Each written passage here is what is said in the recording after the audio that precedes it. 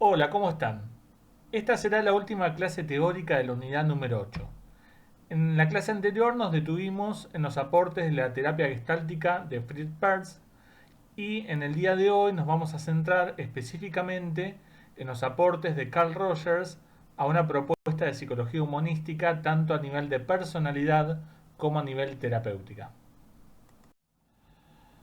Algunos datos biográficos para ubicar al autor. Carl Rogers nació en 1902 en Illinois, un suburbio de Chicago. Su padre era ingeniero civil y su madre una ama de casa devota cristiana. Rogers fue el cuarto hijo de 6. Estudió en la Universidad de Wisconsin para obtener una licenciatura en agricultura. Posteriormente cambió a la carrera de historia. Durante este tiempo es seleccionado entre los 10 mejores estudiantes para ir a China a una conferencia de la Federación Mundial de Estudiantes Cristianos durante 6 meses. Allí empieza a dudar sobre sus puntos de vista religiosos, en los cuales había sido educado, y a su vuelta comenzó a asistir a los seminarios de la Unión Teológica, una institución religiosa bastante liberal dentro de lo que era el protestantismo norteamericano. Ahí asistió a un seminario que se tituló ¿Por qué estoy ingresando al ministerio? Rogers se estaba preparando para ser un ministro religioso. Y él cuenta en su autobiografía que después de asistir a este seminario, eh, le surgieron muchísimas dudas con respecto a la teología y a la religión, y fue ahí donde decidió dejar esa carrera teológica y empezó a estudiar psicología clínica en la Universidad de Columbia, ejerciendo como psicólogo desde el año 1927 y se doctoró en el año 1931. Comenzó su trabajo en Nueva York en la prevención de la crueldad infantil, donde se familiarizó con el trabajo de Otto Rank, discípulo freudiano. En 1929 fue nombrado director del Departamento de Estudio Infantil en Rochester. Le ofrecieron una cátedra completa en psicología clínica en la Universidad Estatal de Ohio en 1940. 2 años después, en 1942, escribió su primer libro, Asesoramiento y Psicoterapia. En este libro Rogers hizo la sorprendente sugerencia de que el cliente, vamos a ver por qué después Rogers le llama cliente a los pacientes, él había sugerido en este libro que era el cliente y no el terapeuta el que tiene los recursos para resolver las dificultades y obtener la información necesaria para reestructurar su propia vida. En 1947 fue elegido como presidente de la Asociación Americana de Psicología, de la APA.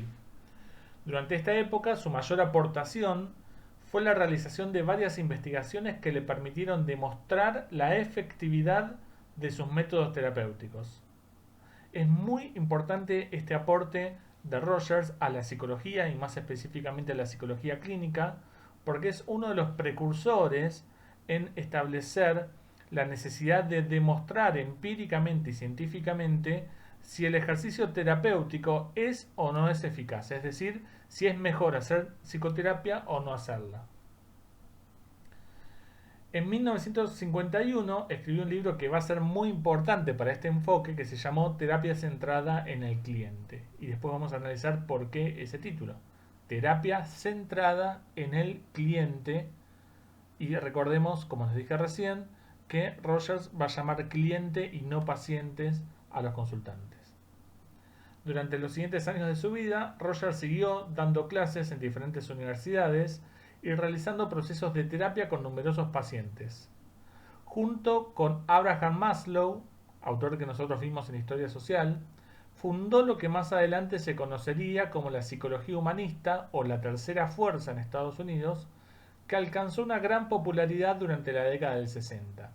Tanto Maslow como Rogers sí se autodenominan psicólogos humanistas y de hecho son de los terapeutas y de los psicólogos que protagonizaron la institucionalización de la psicología humanista en Estados Unidos.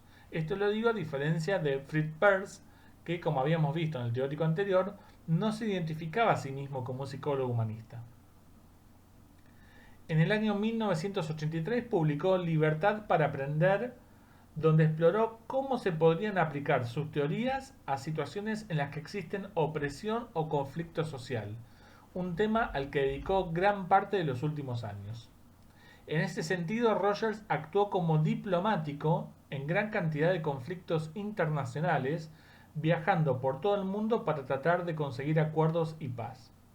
Por ejemplo, ayudó a cerrar la brecha entre los irlandeses católicos y los irlandeses protestantes, y en Sudáfrica jugó un papel importante en el conflicto entre la población blanca y la de color. Rogers murió en el año 1987. Hoy en día sigue siendo considerado como una de las figuras más importantes de todo el campo de la psicología clínica contemporánea. En esta diapositiva ustedes pueden ver la tapa del libro de Alberto Vilanova, Contribuciones a la psicología clínica, algunos aportes teóricos de psicólogos notables, un libro que se publicó en el año 1993, en el que Vilanova, entre otras cosas, plantea la cuestión, retomando Allport, de los dos modelos de mente que nosotros hemos trabajado ampliamente en Historia Social de la Psicología y que fuimos retomando a lo largo de las distintas clases teóricas y prácticas de esta asignatura. Además, en el libro trabajan no solamente los aportes de Rogers, sino también los aportes de Joseph Nutin, de Gordon Allport, de Abraham Maslow, es decir, aquellos autores que desde una concepción humanista de la psicología aportan cuestiones interesantes para pensar la psicología y la psicología clínica. Dice Vilanova que la teoría rogersiana es una de las teorías que proviene del campo de la psicología clínica. Es hija de los hechos clínicos que Rogers observaba en sus pacientes, que él llamaba clientes. Se desarrolló por inducción de las experiencias de consultorio, pero a pesar de haberse desarrollado de esa manera inductiva, se halla hoy en día, y Rogers así lo propuso, sometida a un intenso proceso de contrastación pública, es decir, de investigación empírica que pueda dar cuenta de los resultados. Y en verdad, los resultados son bastante contradictorios, es decir, encontramos resultados que apoyan y que de alguna forma sostienen la eficacia de este enfoque terapéutico y resultados que no hablan en esa dirección. Rogers es el representante más influyente de la psicología humanista, como dice Vilanova. Sus ideas constituyen la oposición más tenaz contra la tradición empirista angloamericana, es decir, sus concepciones hay que leerlas desde un modelo de la mente racional centroeuropeo, pero ubicado geográficamente en Estados Unidos a mitad de siglo. Hay dos dimensiones en el pensamiento rogersiano que le otorgan una característica propia. Por un lado, la orientación hacia la metafísica y la mística, y por otro lado, el rigor metodológico. Y aunque esto parezca contradictorio, en realidad no lo es. Es decir, lo que Rogers postulaba es que uno tiene que ser absolutamente libre y creativo a la hora de plantear hipótesis, de pensar respuestas, pero a la vez tiene que tener muchísimo rigor metodológico y científico a la hora de contrastar estas hipótesis o estas ideas. La tesis central de la propuesta de Rogers va a ser el concepto de tendencia actualizante. Y este es un concepto bisagra, porque excede el marco psicobiológico y a la vez avanza hacia lo cósmico. ¿En qué sentido? Y lo vamos a ver en un ratito. La tendencia actualizante es un componente innato que todos los organismos tienen, y acá es donde se avanza hacia lo cósmico, porque al decir que todos los organismos lo tienen, Rogers no reduce la posesión de la tendencia actualizante solamente a los seres humanos, sino que él cree y sostiene que todos los organismos vivos son poseedores de una fuerza, de un impulso que él denomina tendencia actualizante, que tiende y orienta la vida hacia el crecimiento y el desarrollo de todas sus potencialidades. A ver, ¿qué concepción de ciencia va a estar pensando Rogers? El objetivo que se persigue al analizar los complejos fenómenos de la psicoterapia desde el punto de vista de la lógica científica y con los métodos de la ciencia consistente en alcanzar una comprensión de los fenómenos. Es decir, lo que Rogers está pensando o está proponiendo es centrar en los elementos de la comprensión. Y esto denota una marcada influencia de Wilhelm Dilthey, autor que nosotros habíamos visto en Historia Social de la Psicología, que marcaba la necesidad de que la psicología comprenda los fenómenos psicológicos. La comprensión representa un conocimiento objetivo de los acontecimientos y de las relaciones funcionales que existen entre ellos. La objetividad de la psicología como ciencia reside en su método, no en su contenido, va a plantear Rogers. Por consiguiente, los sentimientos o reacciones más subjetivas pueden encararse desde un punto de vista científico, siempre que sea posible definirlos con precisión en términos operacionales. Y acá se aleja Rogers del reduccionismo conductista, que rechazaba algunos elementos dentro del campo de la psicología por ser internalistas o subjetivistas. Rogers dice que hay que tomar todos esos elementos, pero aplicarlos o estudiarlos con rigor científico. Independientemente de la profundidad que la investigación logre alcanzar, jamás servirá para descubrir ninguna verdad absoluta. Solo puede describir relaciones dotadas de algún alto grado de probabilidad. No hay verdades absolutas ni teorías definitivas en la ciencia, ¿sí? Tampoco debiera haberla en psicología. No puede plantearse una teoría psicológica como la verdad o la que explica cómo funciona el psiquismo o la realidad humana. Son todas conjeturas provisionales que son bastante proclives a ser refutadas con el paso de los años. De hecho, el propio Rogers creía que su teoría, tal como él la había formulada, no podía durar más de 10 años. A partir de ahora, además de valernos del texto de Alberto Villanova, en Contribuciones a la Psicología Clínica, voy a mechar en el teórico con los textos que ustedes tienen que trabajar en las clases prácticas. En este punto voy a centrarme especialmente en el texto Psicoterapia centrada en el cliente, que como les dije escribió Rogers en el año 1951 y que de alguna manera sintetiza o sistematiza toda su propuesta para una psicología de la personalidad, que él expone en una serie de proposiciones con la intención de presentar sus ideas lo más claramente posible y de facilitar la captación en el lector de los defectos o las incoherencias de su propuesta. Fíjense esta actitud científica de Rogers. Estas proposiciones, dice Rogers, deben ser consideradas como supuestos, en tanto que la mayoría puede considerarse hipótesis susceptibles de verificación o refutación. Es decir, que cada una de las proposiciones que Rogers va demarcando en este texto son en su mayoría hipótesis a ser verificadas o refutadas científicamente. En todo el desarrollo teórico de Rogers vamos a ver este doble juego que caracteriza de una manera muy especial a este autor. ¿Por qué? Porque la psicología humanista no siempre ha estado tan interesada en esta demostración empírica o científica de sus postulados. Y en el caso de Rogers, nosotros vemos una genial integración de una actitud humanista y de una concepción del ser humano humanista, pero a la vez una preocupación por una marcada tamiz científico a la hora de poder contrastar lo que estaba diciendo el autor.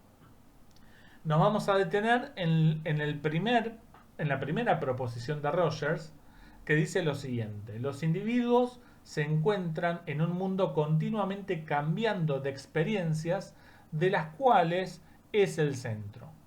Y lo principal de este postulado tiene que ver con el concepto de experiencia, que él la llama experiencia organísmica, experiencia o experiencia psicológica. Lo van a encontrar de las tres formas. A ver, ¿en qué sentido lo está pensando Rogers el concepto de experiencia? Bueno, todo lo que ocurra dentro de un organismo, ya sea un fenómeno físico o un fenómeno psicológico, recibe el nombre de experiencia. La experiencia organísmica, fíjense que esta va a ser una palabra que se va a repetir bastante en la teoría de Rogers.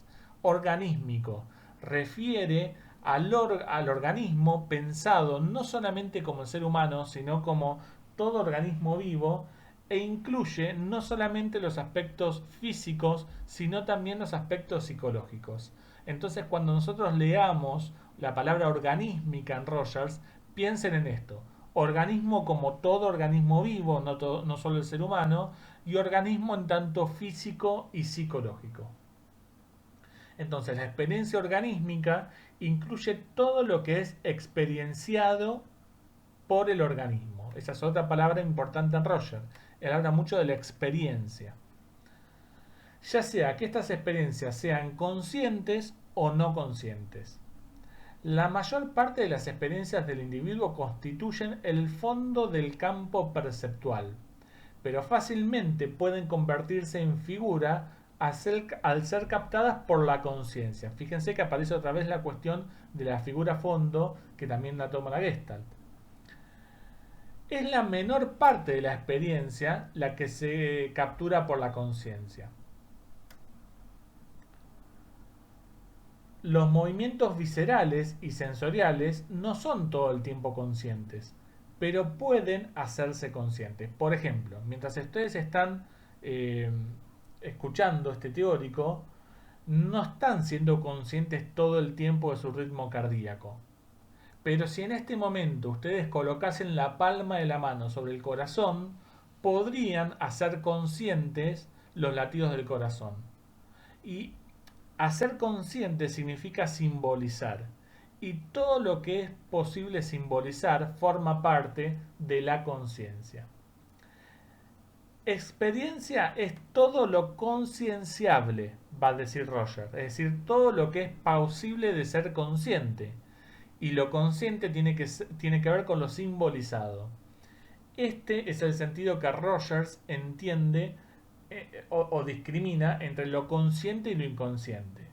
Consciente es todo lo simbolizado e inconsciente es lo no simbolizado. Pero lo inconsciente puede volverse consciente al ser simbolizado, como ejemplificamos con el caso del ritmo cardíaco. Es decir, algunos movimientos de nuestro cuerpo no están siendo conscientes todo el tiempo, pero eso no significa que no sean conscientes, no implica que no puedan volver o aparecer a la conciencia.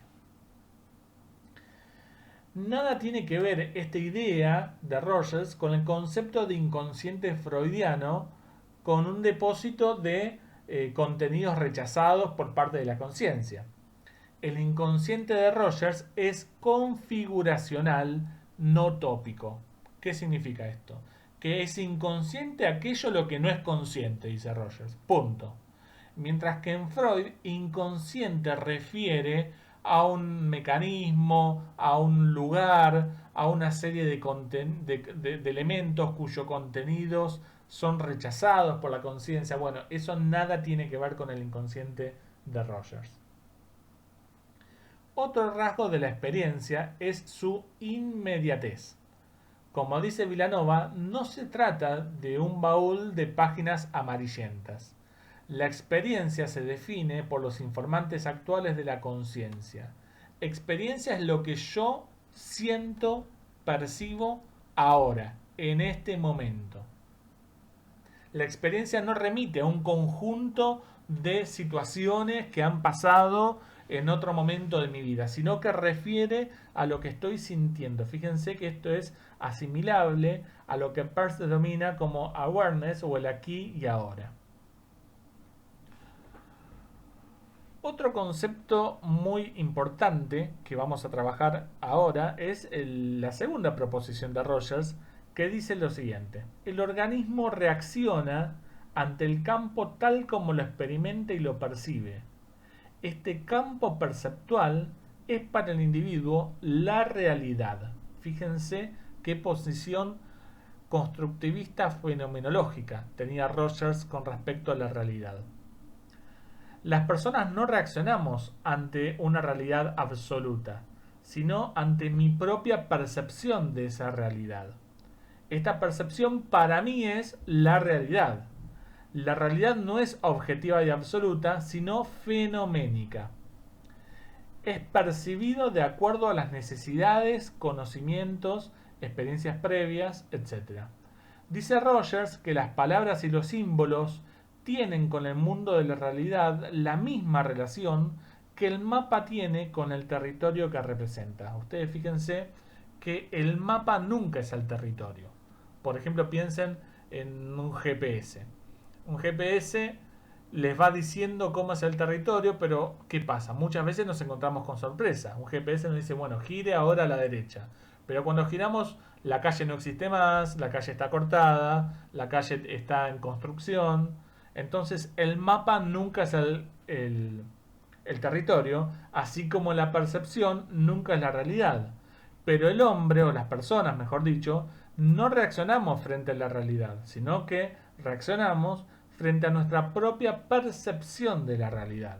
Entonces, ¿qué es la realidad en un sentido ontológico? No es importante. Lo que sí nos importa en un sentido psicológico es cómo la persona percibe la realidad. Este campo de percepción es la realidad para el individuo, o como lo denomina Rogers, su campo fenoménico, y ahí está otro concepto clave. En esta posición de campo fenoménico, que es la realidad tal y como está percibida por el individuo, da cuenta de la ascripción de Rogers a la fenomenología, hija de Kant y de Husserl.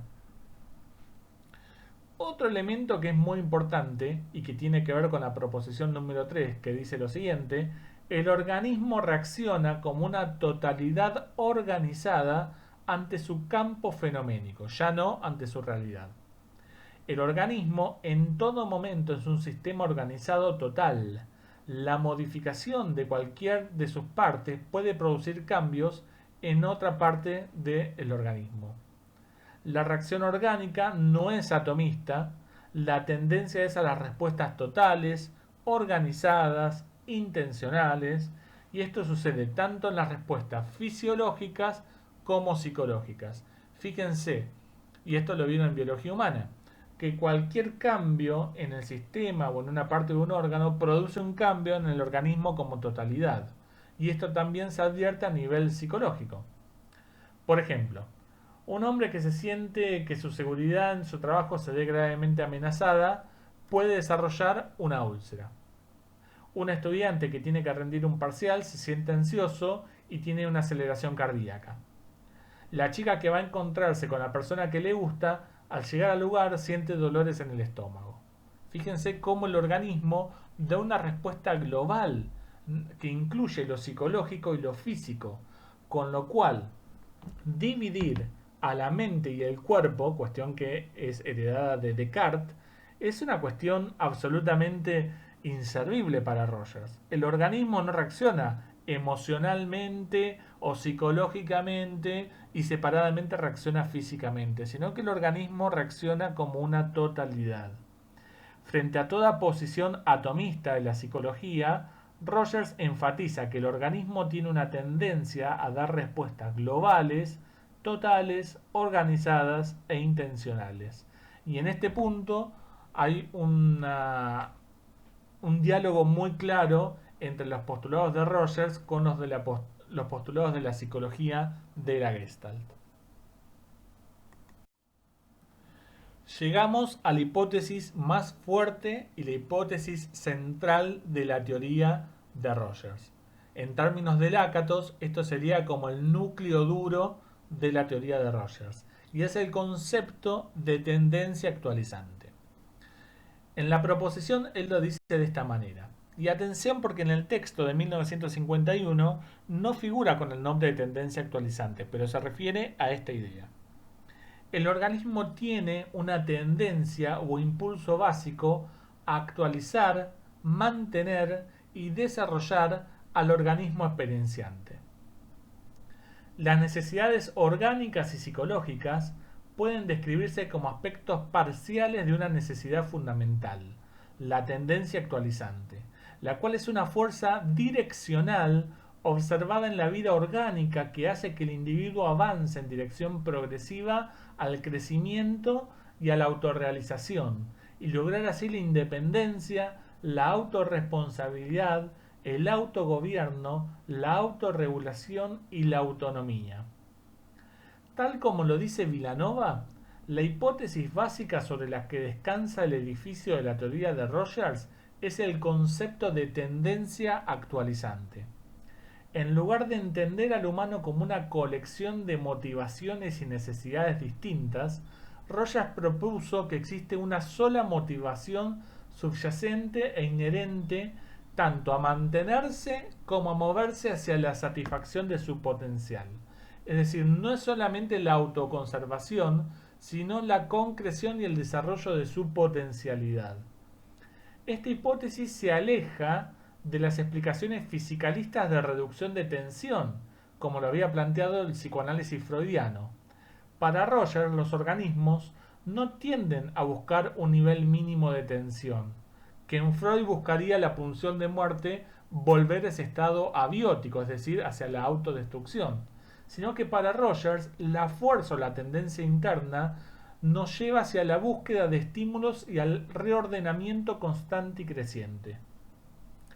Rogers resume en esta gran única necesidad o motivo todos los otros motivos que los demás teóricos habían mencionado en la psicología. Nos pregunta Rogers, ¿por qué necesitamos agua, comida y aire? ¿Por qué buscamos amor, seguridad y un sentido de vida? ¿Por qué, de hecho, buscamos descubrir nuevos medicamentos, inventar nuevas fuentes de energía o hacer nuevas obras artísticas? La respuesta que da Rogers es contundente. Lo hacemos porque es propio de nuestra naturaleza como seres vivos hacer lo que mejor podamos, es decir, ir en búsqueda de nuestra potencialidad, no solamente conservarnos en vida. Una consecuencia de esta hipótesis de Rogers es la introducción de una nueva concepción de persona, que es absolutamente novedosa, es decir, un ser humano que naturalmente en Rogers busca crecer, desarrollarse y alcanzar su propia potencialidad. Atención a esto, porque en Rogers el ser humano es un ser social, con lo cual ninguna tendencia actualizante puede conducir a un ser humano o a un organismo destruir o pisotear al otro.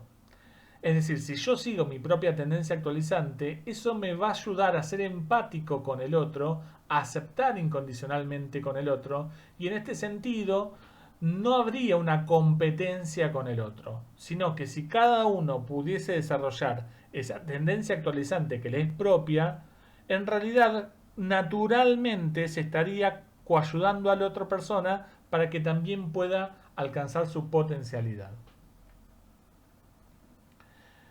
Esta dirección, dice Rogers, se observa tanto a nivel ontogenético como filogenético, es decir, se observa tanto en la historia de la propia persona como en la historia de toda la humanidad. Esta tendencia es lo que motiva la conducta de los organismos, opera siempre en todos los organismos. Y esto es tan así que la presencia o ausencia de este proceso total direccional, que es la tendencia actualizante, es la que nos permite distinguir si un organismo está vivo o está muerto. Es decir, si algún organismo careciera de tendencia actualizante, ya no sería un organismo vivo. En realidad este concepto no es original de Rogers, sino que proviene de Spencer, que es un evolucionista, y es compartido por los demás teóricos del autodesarrollo, como Goldstein, Nutin y Maslow. Pero a diferencia, ustedes si recuerdan lo que nosotros habíamos visto en la historia social de la psicología, algo similar a esta idea ya estaba en Maslow cuando hablaba de una naturaleza interna. ¿Recuerdan? La gran diferencia con el concepto de naturaleza interna de Maslow es que en realidad Rogers lo aplica no solamente a los seres humanos, sino a todas las criaturas vivas, a todos los organismos. De hecho, algunos de los ejemplos más tempranos que da Rogers de esta tendencia actualizante la puede observar en algas, hongos y hasta en una planta de papa. Hay una anécdota que está en su propia autobiografía, donde Rogers comenta que esta idea de la tendencia actualizante se le vino a él en un momento donde, estando en la casa de su padre, había ido al granero y observó, había muchas plantaciones, había muchos brotes de papa, y observó que en un lugar muy oscuro y húmedo del granero, donde no solía dar la luz, había un brote, como el que ustedes pueden ver en la diapositiva, había un brote de una planta de papa que trataba de extenderse hacia el lugar del granero donde daba la luz. Y esta idea de que el brote por su propia naturaleza busca la luz que en otro sentido, es decir, que busca permanecer con vida, es una de las ideas centrales de la tendencia actualizante. Bueno, uno podría preguntarse si para Rogers la conducta estaría determinada. Y él un poco da cuenta de esto en su proposición. Dice, la conducta es básicamente el esfuerzo intencional del organismo por satisfacer sus necesidades tal como las experimenta en el campo tal como lo percibe. Por eso fíjense esa imagen de la diapositiva. Rogers, influenciado por la corriente fenomenológica, sostiene que es la percepción y no la realidad lo crucial en la determinación de la conducta. Ese gato es lo que yo percibo, no el gato. Es la percepción del campo, en este caso el gato, lo que marca cuál es mi realidad. Para la persona de la izquierda, percibía a una mascota, una compañía, alguien a quien cuidar, mientras que en la persona de la derecha ve en el gato un aliado, un trabajador para poder resolver sus problemas de invasión de ratas. Ahora, el gato es el mismo, la realidad es la misma. Evidentemente, lo que marca ese campo fenoménico es la realidad tal y como está percibida por la persona. Rogers afirma que la conducta es causada por nuestra propia percepción de la realidad, no por la realidad, y esto es una crítica al conductismo, ni por lo que sucedió en el pasado de la propia persona, y esto es una crítica hacia el psicoanálisis. La conducta en Rogers es siempre intencional. Se entiende como la respuesta del organismo a las tensiones y necesidades del presente, que son las únicas que el organismo intenta reducir o satisfacer. Fíjense que también como en la psicología de la Gestalt hay un énfasis en el organismo en el presente, en el hoy, no en el pasado, al estilo de los reforzadores, la historia de reforzadores de Skinner o las traumas infantiles de Freud, ni siquiera en el futuro, al estilo de Kelly, sino que lo que importa es el presente. Y la otra proposición que les propongo en esta diapositiva tiene que ver con cuál es el mejor marco de referencia para comprender la conducta de las personas. Y Rogers dice lo siguiente, el mejor punto de vista para comprender la conducta es desde el propio marco de referencia del individuo. La única persona que puede conocer plenamente su campo de experiencia es el individuo mismo, porque utiliza su propio marco de referencia y percibe la experiencia con sus propios ojos. Un observador solo puede evaluar la conducta de otra persona desde su propio marco de referencia, pero desconoce el marco de referencia de la persona observada. Entonces, la mejor forma de alcanzar su marco de referencia es a través de la comunicación que el mismo individuo hace de su experiencia, es decir, lo que la persona comunica verbal y conductualmente acerca de su marco de referencia. Así su conducta se hace más comprensible y se evita el prejuicio por parte del terapeuta.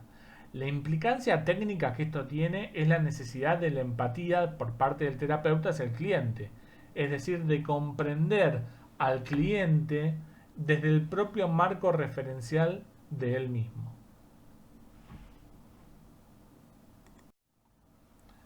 Bien, ¿cuál es la función de la emoción? Dice Rogers. La emoción acompaña y en general facilita esta conducta intencional. El tipo de emoción está relacionado con los aspectos de búsqueda versus los aspectos consumatorios de la conducta, y la intensidad de la emoción con la significación percibida de la conducta para la preservación y el desarrollo del organismo. En este sentido se desprende una clasificación acerca de las emociones que puede hacerse en función de dos grupos. Emociones excitantes tienden a acompañar el intento de búsqueda del organismo, tienen el efecto de integración y concentración de la conducta hacia la meta, por ejemplo, la ansiedad o el miedo. Fíjense que la ansiedad nos activa y nos permite concentrarnos para alcanzar nuestra meta. Versus, y otra clasificación, es las sensaciones o las emociones placenteras, que tienden a acompañar la satisfacción de la necesidad a la experiencia consumatoria. Por ejemplo, la ternura o la tranquilidad que podemos lograr cuando hemos consumado el parcial aprobado. Atención a esto porque es muy importante en Rogers y tiene que ver con la construcción del sí mismo, o también lo va a llamar el self o el autoconcepto, o inclusive lo llama autoimagen. ¿Sí? Entonces, atención en esto. Para Rogers el concepto de self va a ser lo mismo que el yo, que la autoimagen, que el sí mismo y que el autoconcepto. ¿Sí? Es decir, que ustedes en la diapositiva lo tienen como autoimagen en el círculo de la izquierda. El corolario es el siguiente. Una parte del campo perceptual total se diferencia gradualmente constituyendo el sí mismo o el self o la autoimagen. Es decir, que paulatinamente se va produciendo una diferenciación en el seno de la experiencia del organismo que va conformando la imagen que me voy forjando de mí mismo y que avanza desde la intuición de que soy un todo distinto de los otros hasta un sí mismo o un autoconcepto que me dice cómo soy, cómo me relaciono con los demás, cómo me ven los demás. Esta autoimagen, la autopercepción, el sí mismo, la idea de sí, el autoconcepto, constituye el yo rogersiano. El yo es un sector del campo experiencial disponible a la conciencia, pero no siempre consciente. No estoy siendo siempre consciente de todas las autoimágenes y las autopercepciones que constituyen mi yo. Pero eso no significa que no puedan ser conscientes. Entonces, por un lado tenemos el yo, pero también Rogers define el yo ideal, o también lo denomina el ideal del yo. El yo ideal es el concepto del yo que la persona desearía tener y al cual le asigna un valor de suma importancia. Es decir, el yo ideal es esa imagen que yo quisiera ser de mí mismo. Por ejemplo, en el yo ideal de ustedes, seguramente aparecerá la idea de ser psicólogos, psicólogas, psicólogues. ¿Sí? Es decir, eso constituye parte de su yo ideal.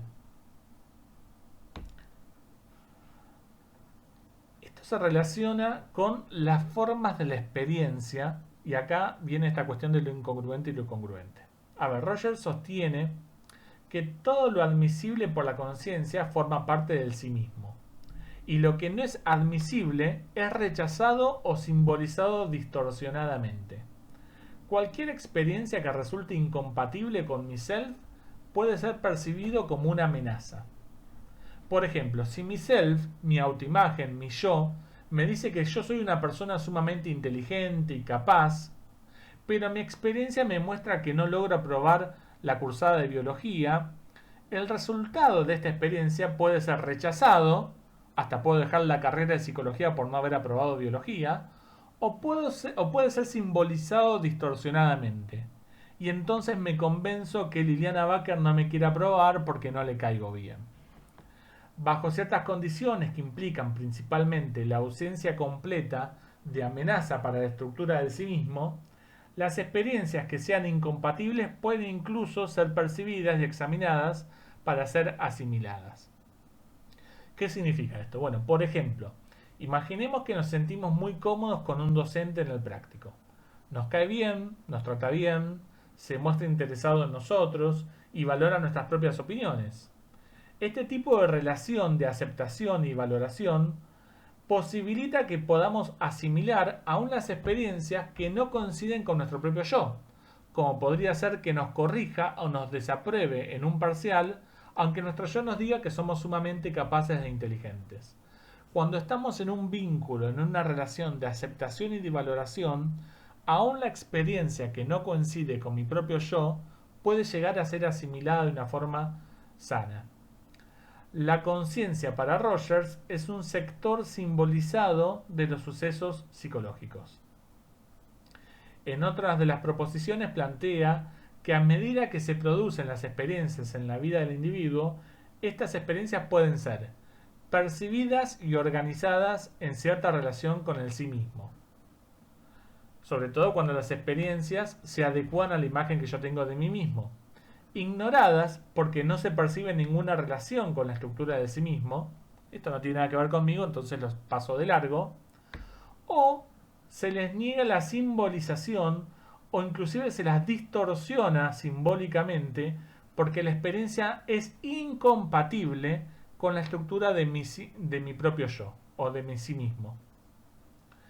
En el primer caso, en que hay una integración, es decir, donde las experiencias son percibidas y organizadas con relación al sí mismo, hay lo que Rogers denomina congruencia. ¿Sí? Es la parte derecha de la diapositiva. Es decir, estamos en un estado de congruencia, tenemos paz interior, la vida continúa, no hay problema. ¿Por qué?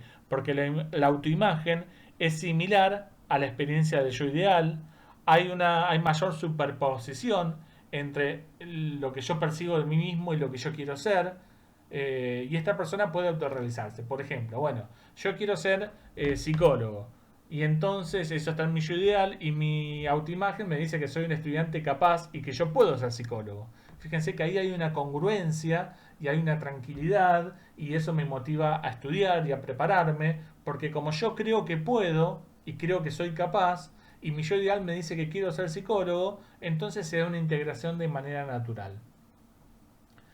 Un segundo caso donde las experiencias son ignoradas porque no se percibe ninguna relación con la estructura de sí mismo, tenemos lo que podríamos llamar experiencias ignoradas, porque no nos altera en nuestro estado.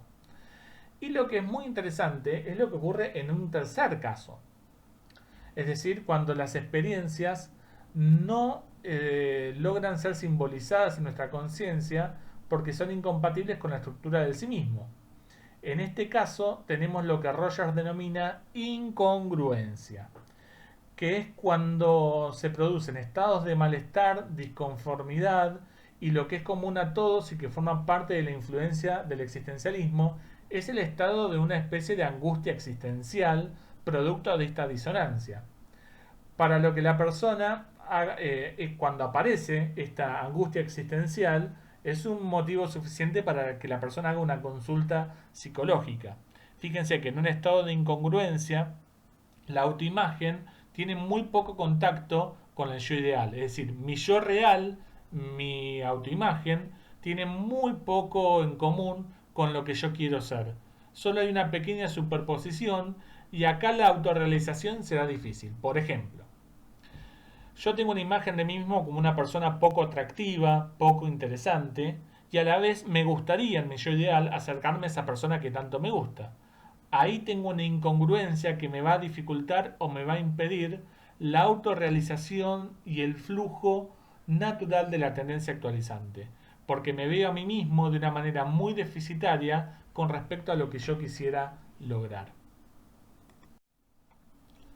Bueno, una manera de poner en una imagen esto que venimos conversando acerca de la congruencia o la incongruencia es este esquema de la llave, así se llama, que hace muchos años me lo transmitió una de las referentes en psicología humanística, en terapia rogeriana en Mar del Plata, que se llama Silvia Jauregui. Y se llama esquema de la llave porque con imaginación uno podría ver una llave ahí. Fíjense, tenemos al organismo experienciante, lo que mueve o motiva la conducta del organismo es la tendencia actualizante, que como bien marca la flecha va hacia adelante, es decir, busca el desarrollo, el crecimiento, la autorrealización. Y en esa búsqueda de experiencias, fíjense que se va a encontrar en el extremo derecho de la llave con dos elementos que van a ser muy importantes. Por un lado, la experiencia es todo lo que el organismo vivencia y por el otro lado, la autoimagen o el sí mismo. Cuando mi experiencia es compatible, eso está representado con el signo igual en rojo. Cuando mi experiencia es compatible con mi autoimagen, yo estoy en un estado de congruencia. Ahora, cuando mi experiencia organísmica es incompatible o no coincide con la autoimagen, yo tengo tensión psicológica.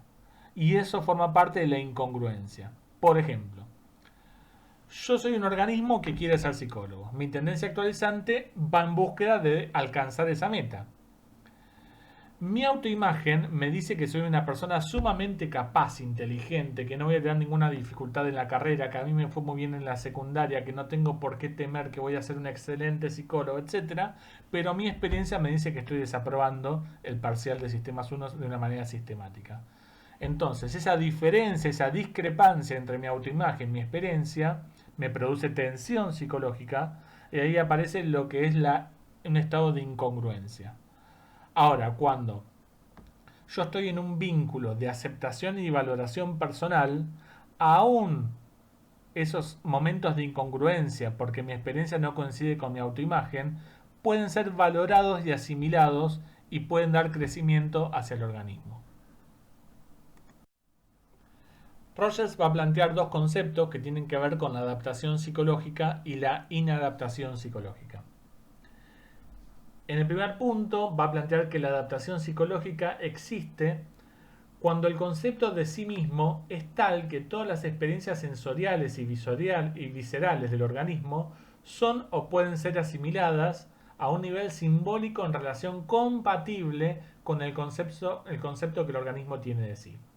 Es decir, hay adaptación psicológica si el concepto de sí mismo está estructurado en base a simbolizaciones de la experiencia directa, o sea, en base a la propia experiencia, a lo que como organismo voy vivenciando en mi relación con el ambiente, con mi campo fenoménico. Cuando un individuo percibe y acepta en un sistema compatible e integrado todas sus experiencias sensoriales y viscerales, necesariamente comprende más a los demás y los acepta como personas diferenciadas. Cuando las experiencias directas han sido simbolizadas y son aceptadas en la conciencia, el individuo se acepta a sí mismo y debido a esta autoaceptación puede relacionarse mejor con las personas, es más realista en esas relaciones y acepta las diferencias personales. En cambio, en el concepto de inadaptación psicológica, se produce cuando el organismo rechaza de la conciencia experiencias sensoriales y viscerales significativas, que en consecuencia no son simbolizadas en la totalidad de la estructura de su sí mismo. Cuando se produce esta situación, hay una tensión psicológica básica o potencial. La inadaptación psicológica se produce cuando la persona rechaza las experiencias significativas de su conciencia. Cuando se produce esta situación, se crea una situación de tensión básica o potencial. Cuando la conducta surge como consecuencia del intento de satisfacer necesidades en el campo tal como se experimenta organísmicamente y que no han sido simbolizadas por el sí mismo, se produce una tensión, porque el sí mismo no reconoce esas necesidades como propias, no las puede admitir a su conciencia. Entonces se produce la desadaptación en relación a las dificultades ambientales y la persona en el consultorio comenta su sentimiento de falta de integración interna y surgen afirmaciones que se pueden escuchar, tales como no sé lo que quiero, no sé si lo que hago debería hacerlo, no sé a qué le tengo miedo, no era yo mismo en aquella situación, etcétera. Son situaciones donde, por alguna razón, mi experiencia no puede ser aceptada por mí sí mismo. Entonces se produce una especie de lucha interna porque siento algo que no puedo vivenciar. Vamos a detenernos ahora por un instante en lo que se denomina el proceso de valoración. Si bien este corresponde a una de las preposiciones que ustedes tienen en psicoterapia centrada en el cliente, es tan importante que decidimos agregar una segunda fuente primaria de Rogers que se llama proceso de valoración, en la cual ustedes tienen cómo es ese mecanismo de valoración por parte de las personas. La imagen que escogí para hablar de esto tiene que ver con un personaje que ustedes seguramente conocen, que es Krusty el payaso de Los Simpsons. Hay un capítulo que no sé muy bien en qué temporada está, pero que muy probablemente ustedes lo vieron, que cuenta la historia de cómo Krusty llega a ser payaso. Y en realidad cuenta también al mismo tiempo la historia de cómo Krusty tomó distancia de su padre, que era un religioso judío ortodoxo, que no podía aceptar que Krusty, en vez de ser un referente religioso, quisiera ser un payaso. Fíjense cómo en las imágenes muestra al pequeño Krusty luchando contra esa persona que él siente ser, que es ser un payaso, versus el ideal del yo, el ser un referente religioso como había sido su padre. Y fíjense que justamente lo que no hay de parte del padre de Krusty es la idea de aceptación incondicional, que va a ser un concepto central en Rogers. De hecho, hay justamente un enojo por parte del padre que lo que le está transmitiendo al hijo es que si vos no sos de la manera en que yo quiero que seas, voy a retirar de vos mi amor y mi aceptación. Es decir, si sos un payaso, no te acepto, te rechazo y me alejo de vos. Si sos un líder religioso, te acepto y te quiero. Esa idea es sumamente conflictiva para la construcción del proceso de valoración personal por parte de Krusty el payaso. Rogers lo plantea en estos términos. Los valores ligados a las experiencias y los valores que son parte de la propia estructura, en algunos casos son valores experimentados directamente por el organismo, y en otros son valores introyectados o recibidos de otros, pero percibidos de una manera distorsionada como si hubieran sido experimentados directamente.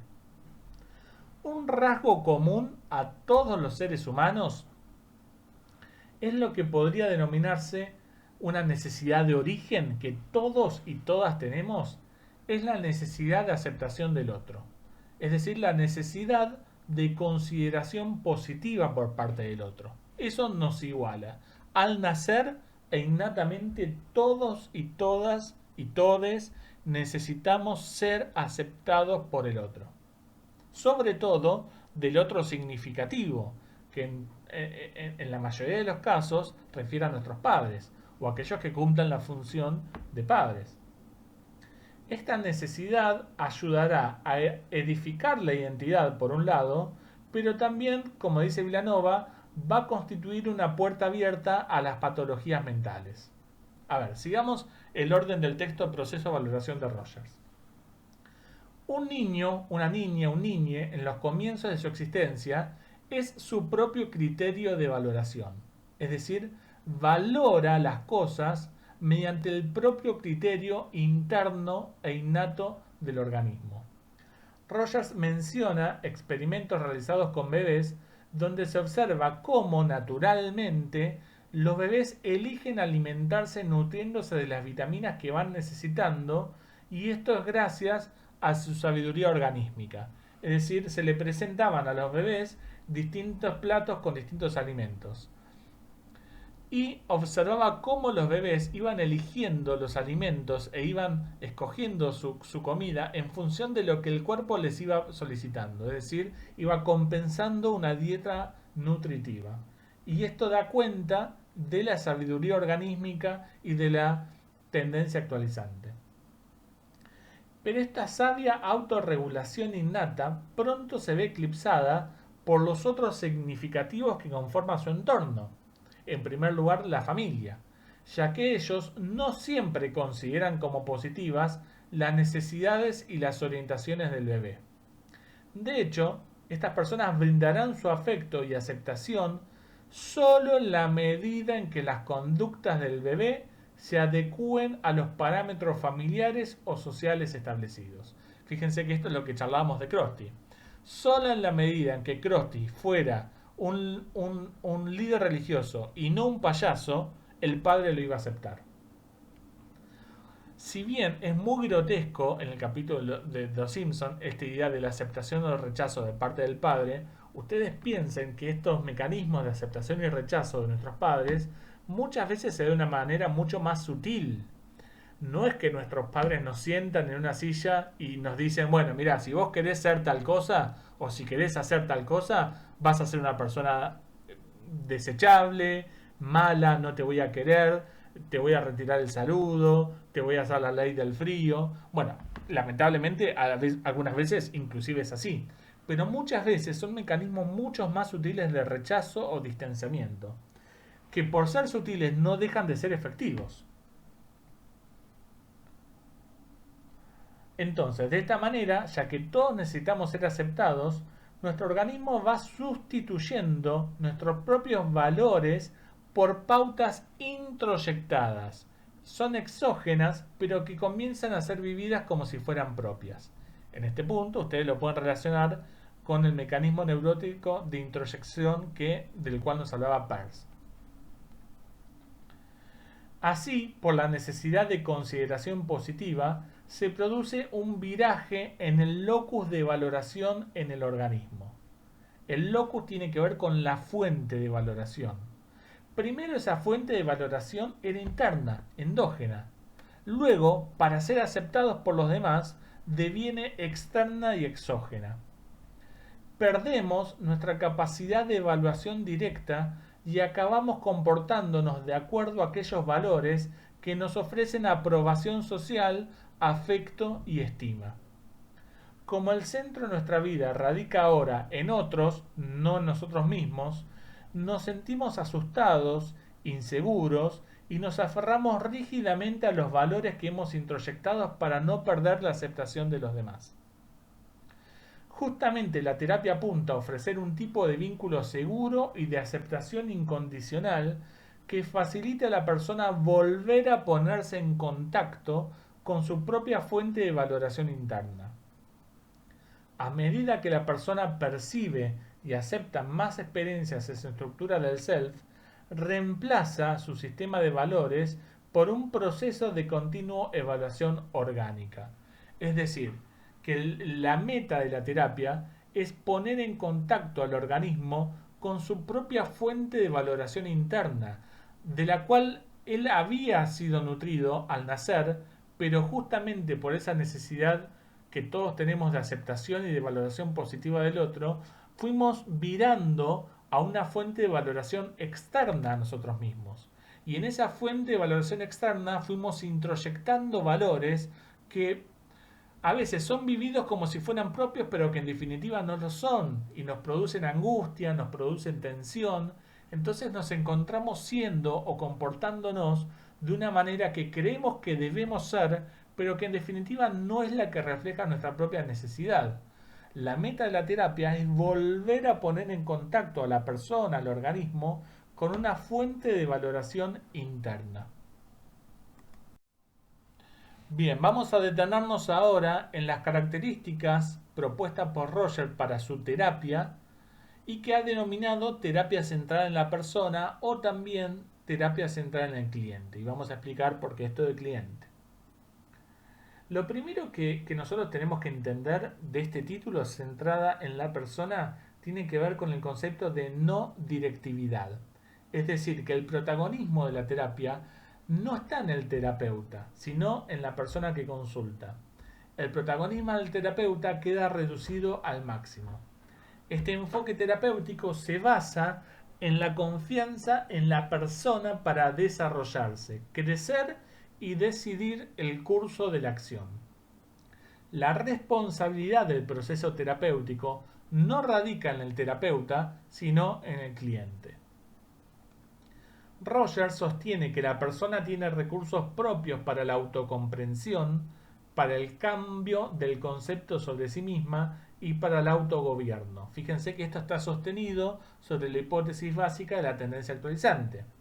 Y cree Rogers que creando un clima facilitador en la terapia es posible desarrollar terapéuticamente estas potencialidades. Ese clima facilitador que Rogers piensa, ustedes tienen que pensarlo en términos de vínculo o de relación terapéutica. ¿Relación terapéutica entre quién? Entre un asistente y un cliente. El término cliente con el que se nombra al paciente hace explícito este supuesto básico de que cada persona merece y necesita una gran autonomía. La elección de este término por parte de Rogers tiene una doble razón. Por un lado, se aleja de la terminología clásica del modelo médico hegemónico y a la vez corre al consultante de la acepción de pasividad que conlleva el término paciente. Es decir, Rogers elige utilizar el concepto de cliente y no de paciente porque no cree que la persona sea pasiva, sino que justamente mediante esa tendencia actualizante busca el autodesarrollo y además utiliza el término de cliente para dejar de hablar de pacientes porque eso venía de la tradición médica y Roger justamente va a protagonizar una fuerte lucha contra el gremio médico en pos del rol del terapeuta del psicólogo. Y también el terapeuta suele ser llamado en la terapia de Rogers asistente, porque no está dotado de algún saber particular sobre el consultante, ni mucho menos esgrime técnicas para orientarlo y muchísimo menos para modificarlo. Lo único que puede ofrecerle al cliente es un contexto relacional en el cual se haga evidente la confianza en sus capacidades de autorrestauración. Para que ese clima relacional devenga tierra fértil para el autodesarrollo del cliente, Rogers sostiene que deben cumplirse tres condiciones válidas pero también suficientes para el cambio terapéutico. Y estas tres condiciones, dice Rogers, y esto es muy interesante, que no solamente se pueden aplicar a la relación terapéutica, sino también se pueden aplicar a las relaciones de pareja, a las relaciones familiares, a las relaciones de amistad, a las relaciones de compañerismo, a los ámbitos educativos, a los grupos laborales e inclusive hasta las políticas internacionales de los gobiernos y los estados. Es más, dice Rogers, si todos los vínculos humanos se sostuviesen en estos tres componentes de congruencia, aceptación incondicional y comprensión empática, no solamente no habría guerras, no habría dificultades patológicas, sino tampoco haría falta la psicoterapia. Es decir, la psicoterapia existe porque nuestros vínculos en general no están caracterizados por estos tres elementos. Pero si pudiésemos lograr vínculos y relaciones congruentes, empáticas y de aceptación, no haría falta la psicoterapia. Entonces, lo que está pensando Rogers es que el terapeuta o el asistente con el cliente deben tratar de generar un vínculo sostenido en estos tres elementos. En primer lugar, pensemos en el término congruencia. Y esto refiere a la figura del asistente. Cuanto más auténtico y espontáneo sea el asistente en la relación, mayor será la posibilidad de autodesarrollo del cliente. Pero esta manifestación no estereotipada del sí mismo por parte del asistente en realidad depende de la propia autoimagen y de la propia experiencia organísmica del asistente.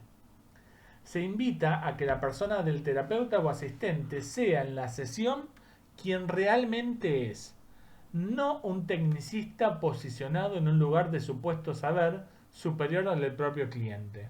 Es decir, lo primero que nos sugiere Rogers es que el asistente o el terapeuta sea congruente consigo mismo en el espacio terapéutico, sea auténtico, pueda mostrar su emocionalidad. Fíjense qué distinto a la imagen de terapeuta que tenemos en otras corrientes psicológicas. El segundo elemento necesario va a ser el de la aceptación incondicional, que implica valorar al cliente sin juicios o expectativas personales, respetándolo por lo que es y no por lo que debiera ser. Permitirle vivir cualquier tipo de experiencia interna en un contexto donde todo sea radicalmente aceptado. Pero atención, la aceptación incondicional no implica identificarse con los procedimientos o aplaudir todo lo que el cliente haga o exprese, sino precisamente aceptar que el cliente tiene su derecho a la autoconstrucción de un mundo de valores y deseos. La aceptación incondicional del cliente promueve en este la autoaceptación, y la autoaceptación es la precondición para la congruencia consigo mismo. Muchas veces se trata de ridiculizar a la terapia rogersiana por esta idea de aceptación incondicional. Se cree que los terapeutas rogersianos aceptan todo y que si hay un viejo chiste que en los pasillos de la facultad, donde estaba un terapeuta rogersiano y un paciente, y el paciente se levanta del sillón y le dice al terapeuta, bueno, ahora me voy a tirar por la ventana. Entonces el terapeuta rogeriano le dice, así que se va a tirar por la ventana. Sí, y estoy caminando hacia la ventana. Y el terapeuta rogeriano, para valorarlo y para aceptarlo, dice, parece que usted quiere tirarse por la ventana. Y el paciente se sube al marco de la ventana y dice, me estoy a punto de tirar. Y el terapeuta rogeriano le dice, valoro y acepto que usted esté a punto de tirarse. Y el paciente finalmente se tira por la ventana y muere. Bueno, esta es una ridiculización del rol del terapeuta rogeriano. Esto de ninguna manera es así. Porque ustedes recuerden que la aceptación incondicional entra en juego con la congruencia. Es decir, el terapeuta, si es congruente consigo mismo, no va a aceptar ese tipo de conductas, sino que la aceptación lo que implica es no emitir juicios o expectativas personales para que el cliente pueda manifestar lo que siente y lo que piensa en un clima donde se pueda sentir valorado, porque justamente a partir de esta aceptación es que el cliente puede desplegar su tendencia actualizante y ser congruente consigo mismo. Lo que quiero decir es que cada una de estas cuestiones de la teoría de Rogers tienen sentido si y solo si uno comparte la hipótesis básica de la tendencia actualizante. Si no creemos que hay una tendencia, un impulso en cada organismo hacia la vida, hacia el desarrollo de sus potencialidades y hacia el crecimiento, no tiene sentido cada uno de los elementos de la teoría de Rogers. Por eso decía en su momento que es el núcleo duro. Si uno no acepta esa hipótesis, claro que va a estar mal entendida el resto de la teoría de Rogers. Y por último, el último elemento tiene que ver con una comprensión empática. Se trata de una escucha activa del discurso del cliente. El asistente debe insertarse en el marco de referencia interno del cliente y en el mundo desde sus propios ojos. El asistente se transforma en un cálido espejo del cliente y le comunica lo que cree haber comprendido de sus dichos a la manera de una oferta que solo el cliente puede validar o desconfirmar. A diferencia, con Freud, la interpretación expresaría la actitud inversa de la empatía, ya que la primera conduciría a la certidumbre, que según Vilanova es psicológicamente quimérica, de que otro es capaz de conocer y describir mejor que uno mismo su propio campo experiencial. Esa técnica de la interpretación en Freud es la captación simbólica de lo que le pasa al paciente. Y en Rogers eso es imposible, porque la única persona que sabe realmente lo que le pasa es la propia persona desde su propio campo fenoménico.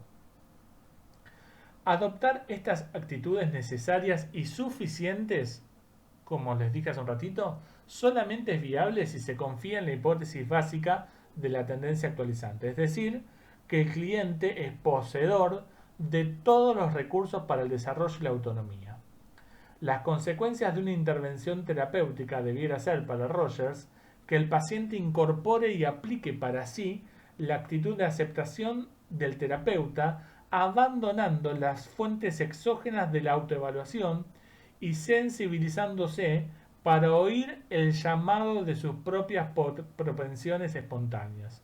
Única guía para la autorrealización. Fíjense que esta relación basada en estos tres componentes le permitiría al cliente volver a una fuente o a un locus de valoración interno, dejando de lado las valoraciones introyectadas y las tendencias a tratar de comportarse de la manera que cree que debe comportarse para ser aceptado. En definitiva, volviendo a ser su propia fuente de valoración, implica autoaceptarse y conocerse a sí mismo. Si bien justamente por poner el foco en la creación de un vínculo terapéutico, la terapia centrada en la persona o en el cliente no posee una batería de técnicas, es bien conocida la utilización de lo que se llama el reflejo. La técnica del reflejo consiste en la reformulación de forma más clara de aquello que el cliente intenta comunicar, excluyendo cualquier elemento interpretativo por parte del asistente. Esta técnica se basa en la captación de la experiencia y la devolución que el asistente hace de esa experiencia. De esta forma se ayuda al cliente a enfocarse en su propia experiencia. Cuando decimos que mediante la técnica del reflejo el asistente le devuelve al cliente, es porque es únicamente el cliente el que va a aceptar o a rechazar esa oferta que le hace el asistente.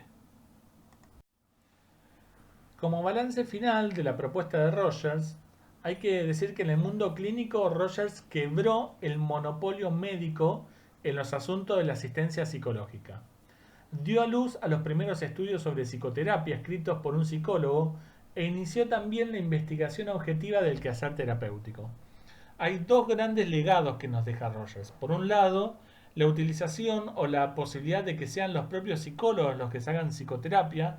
Hasta ese momento era el gremio médico quien tenía la potestad de hacer psicoterapia únicamente. Y por otro lado, la idea de que es importante y necesaria la investigación sobre psicoterapia, algo que hoy en día está muy en boga y que en los distintos enfoques terapéuticos que son valorados mundialmente está la necesidad de que esa propuesta terapéutica tenga algún tipo de contrastación empírica o científica. En la actualidad, las condiciones que Rogers planteó para la psicoterapia centradas en el vínculo entre terapeuta y cliente, es decir, lo que antes habíamos visto como aceptación incondicional, empatía y congruencia, sirvieron de base para todos los planteos acerca de lo que se denomina la relación o la alianza terapéutica. La mayor diferencia con los actuales desarrollos en este punto es que para la psicoterapia actual esos tres elementos que Rogers había visto son necesarios pero no suficientes. En cambio, para Rogers, esos tres elementos eran necesarios y suficientes.